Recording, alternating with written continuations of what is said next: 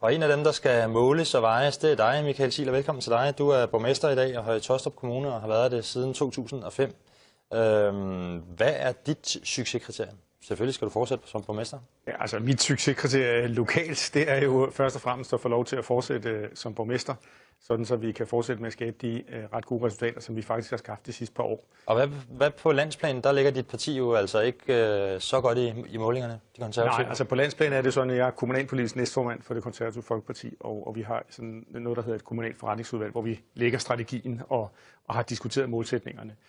Og det, der er vores målsætning, det er at holde 12 borgmesterposter, som vi også har i dag. Det er jo ikke nødvendigvis de samme, men vi vil gerne holde, eller målsætningen er, at vi holder antallet af borgmesterposter, og at vi så får 8% af alle byrådsmedlemmer i Danmark, og at vi undgår hvide pletter, altså kommuner, hvor vi ikke er repræsenteret som parti.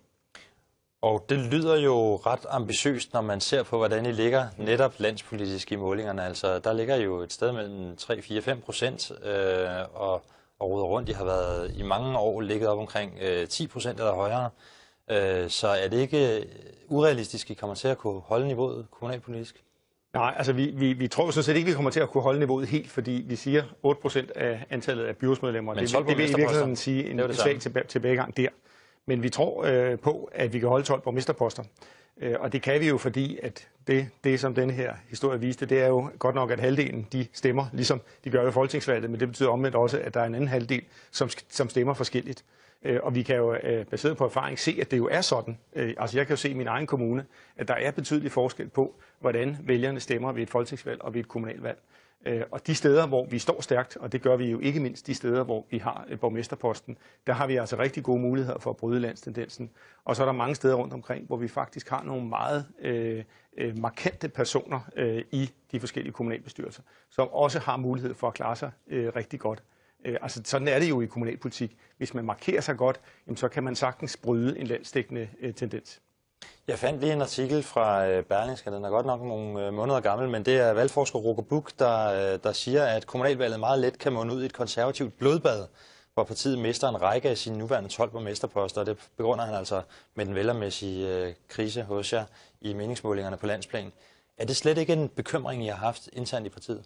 Men selvfølgelig er det da klart, at man er bekymret, når det går dårligt for ens parti. Men må jeg ikke minde om, at for 4 år siden, da vi nærmede os kommunalvalget i 2009, der var også mange kloge ord, undskyld udtrykket, som forudså, at det ville gå os rigtig skidt. Og det gik os rigtig godt alligevel. Og jeg vil også pege på, at der jo altså også har været nogen, der har gjort sig betragtninger om, at det vil gå rigtig godt for os. Altså for eksempel har der været en analyse i mandag morgen, som forudså, at vi ville få 10 borgmesterposter. Så jeg synes, man skal tage de der meget kloge personers udsagn med et gran salt, og så overlade det til vælgerne at afsige dommen. Det er nogle gange det bedste.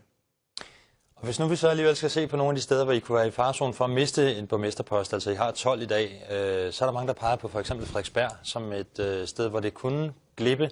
Hvad vil det betyde, hvis I mister borgmesterposter, for eksempel der? Det er klart, at det er jo altid smerteligt, hvis man mister borgmesterposter. Sådan er det. Og det er klart, at Frederiksberg har en særlig status, fordi at vi har siddet på magten så mange år i Frederiksberg, og det næsten er sådan indbegrebet af konservatismen, det der med Frederiksberg. Jeg tror nu ikke, at vi mister posten på Frederiksberg. Altså jeg noterer mig, at der er lavet en rigtig god aftale de borgerlige partier imellem, som siger, at det største borgerlige parti også får borgmesterposten. Og jeg har svært ved at se for mig, at vi skulle blive overhalet der. Og i øvrigt vil jeg pege på, at Jørgen Klinthøj jo faktisk gør det fremragende som borgmester på Frederiksberg. Men det skal blive spændende at se. Der er 14 dage til, så ud og dele pjæse ud, eller hvad du skal. Og så... Jeg skal ud og signwave, som det hedder. Det er at stå ude på fortovet og vifte med plakater, når bilerne kører forbi. Held og lykke med det. Tak for det. Tak. Og Lone Sejer, hvilket værd får Michael Ziegler, altså Høje Taastrups konservative borgmester, når han skal ud? Og nu kan jeg ikke huske, hvad det var. Signwave, tror jeg det var. Signwave. Jamen, det ser ret fornuftigt ud. Det kan godt være, at han bliver ramt af en byge, så måske kan det være regntøj er en god idé.